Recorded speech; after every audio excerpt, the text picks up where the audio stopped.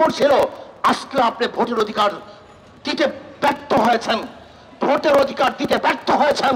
যেহেতু আপনিও ভোটের অধিকার দিতে ব্যর্থ হয়েছেন, এদেশের মানুষের যা কিছু আছে তা নিয়ে আপনার বিরুদ্ধে ঝাঁপিয়ে পড়বে, লড়াই করবে ইনশাআল্লাহ। সে সময় আসতেছে। আজকে আমরা কি দেখেছি? উগ্রবাদী হিন্দুরা এদেশের সাম্প্রদায়িক সম্প্রীতি নষ্ট করার জন্য চক্রান্ত করতেছে।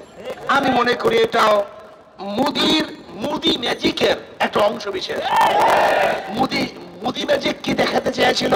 যে দেশের মুসলমানদের হত্যা করবে, মুসলমানরা তাদের বিরুদ্ধে ঝাঁপিয়ে পড়বে, ওরা নিজেরা মন্দিরের মধ্যে অগ্নিসংযোগ করবে, নাম দিবে মুসলমানদের, এখানে একটা সাম্প্রদায়িক দাঙ্গা সৃষ্টি করবে, ওরা ভোট কাটবে। কিন্তু আমরা খুব সচেতন আছি, আমরা মোদির ম্যাজিক বুঝে গিয়েছি এই হত্যাকাণ্ডের কারণটা কি।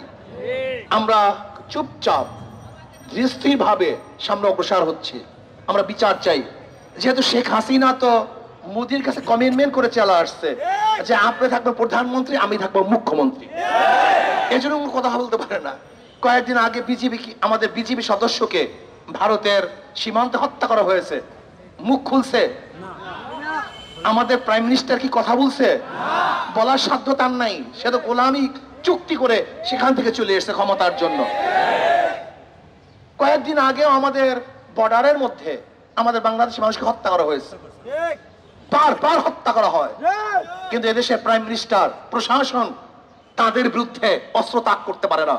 কিন্তু আমাদের খাজনা, ট্যাক্স, ভ্যাটের পয়সা দিয়ে যে অস্ত্র আমরা তাদের হাতে আমাদের নিরাপত্তার জন্য তুলে দিয়েছিলাম, আজকে সেই অস্ত্র আমাদের বুকের মধ্যে তারাই বিদ্ধ করতেছে।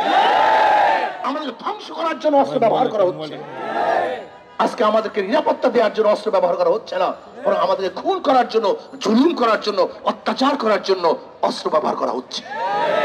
আপনারা আগেই জানেন মুসলমান ধৈর্যশীল, এরা ধৈর্যের বাণী শোনায়, এরা ধৈর্য অনুযায়ী চলে।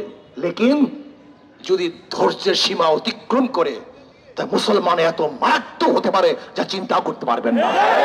আপনারা জানেন, যদি আমরা গর্জে উঠি, আন্দোলন সংগ্রাম শুরু করি, রাস্তায় নেমে আসি, গোটা দুনিয়ার কোনো পরাশক্তি এই জাতিকে রাস্তার থেকে উঠাতে পারে না। যতক্ষণ পর্যন্ত আমরা জীবন না দেব, মারা না যাব, শহীদ না হব, ততদিন পর্যন্ত রাস্তার থেকে আমরা উঠবো না ইনশাআল্লাহ। এই জাতি সেই জাতি। কাজে আসুন, মধুখালীতে যেই হত্যা হয়েছে, এই হত্যার বিচার করতেই হবে। এই হত্যার বিচারের জন্য ইনশাআল্লাহ আমরা মাঠে আসি, থাকবো, যতদিন পর্যন্ত প্রত্যেকটা অবৈধ হত্যার বিচার না হবে, ততদিন পর্যন্ত আন্দোলন সংগ্রাম চলতেই থাকবে, চলবে ইনশাআল্লাহ। কাজে আসুন, আমরা সম্মিলিত ভাবে এই হত্যার বিচারের জন্য চেষ্টা করব। আল্লাহ আমাকে এবং আমাদের সবাইকে তৌফিক দান করেন। এখন আমরা সবাই মিছিলে অংশগ্রহণ করি।